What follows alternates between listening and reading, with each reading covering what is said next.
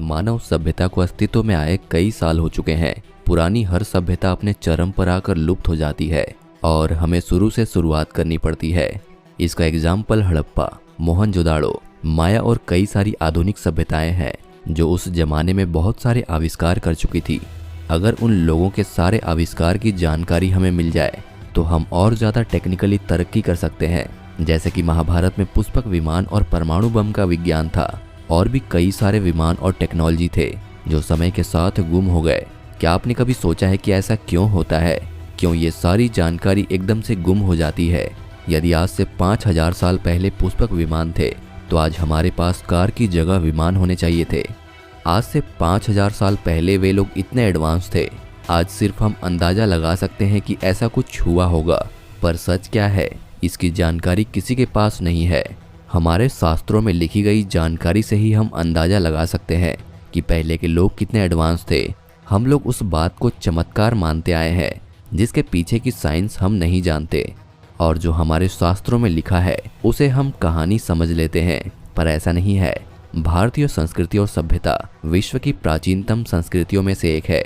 मध्य प्रदेश के भीमबेटका में पाए गए 25,000 साल पुराने शिलचित्र, नर्मदा घाटी में की गई खुदाई और मेहरगढ़ में पुरातत्व प्रमाणों से यह सिद्ध हो चुका है कि भारत की भूमि आदि मानव के प्राचीन कर्म भूमि रही है। यहीं से मानव अन्य जगहों पर जाकर बसे हैं और वैदिक धर्म की शुरुआत की है। आज से 2000 साल पहले जो सभ्यता जीवित थी उसे इतिहासकारों ने प्राचीन सभ्यता मानकर ही मानव इतिहास का और समाज का विश्लेषण किया है, पर यह एकदम गलत है। उन्होंने ऐसे कई तथ्य नकारे हैं जो भारत और चीन के इतिहास को महान बनाते हैं। आपको बता दें कि रामायण की घटनाएं 7000 ईसा पूर्व यानी कि 9600 साल पहले हुई थी। वहीं महाभारत युद्ध 5155 साल पहले हुआ था। तो इसका अर्थ यही है कि वे आज से 9000 साल पहले कितने आधुनिक थे और कितना ज़्यादा विज्ञान को जानते थे। तो फिर अचानक ऐसा क्या हुआ कि सारी सभ्यताएं, उनका ज्ञान विज्ञान अचानक चला गया? क्या यही समय चक्र है? क्या हमसे ज़्यादा कोई एडवांस सभ्यता है जो हमारी टेक्नोलॉजी को मिटाती जा रही है? या वह ऐसा नहीं चाहती कि हम उन सभी चीज़ों को जानें? क्योंकि हर सभ्यता एक चरम पर आकर लुप्त हो जाती है। समय चक्र या कहा जाए युग परिवर्तन। जैसे हमारे शास्त्रों में लिखा है, युग 4 प्रकार के होते हैं, सतयुग, त्रेता युग, द्वापर युग और कलयुग, जो शास्त्रों के हिसाब से चल रहा है। तो क्या यह समय को दिखाता है? और क्या इसने हमारी गैलेक्सी के केंद्र को 4 हिस्सों में बांट दिया है?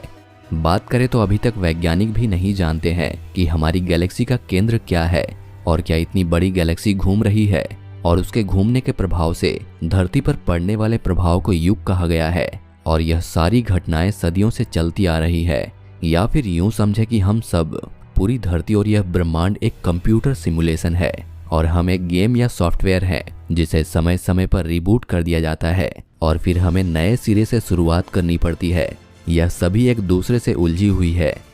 जब तक आप लोग अपने आप से सवाल नहीं पूछेंगे तब तक आपको इसका उत्तर नहीं मिलेगा। अगर आपके दिमाग में भी कुछ ऐसे प्रश्न आते हैं तो हमें कमेंट बॉक्स में ज़रूर बताएं और जाते जाते हमारे चैनल हिस्टोरिकल एंड साइंस को सब्सक्राइब जरूर कर लें।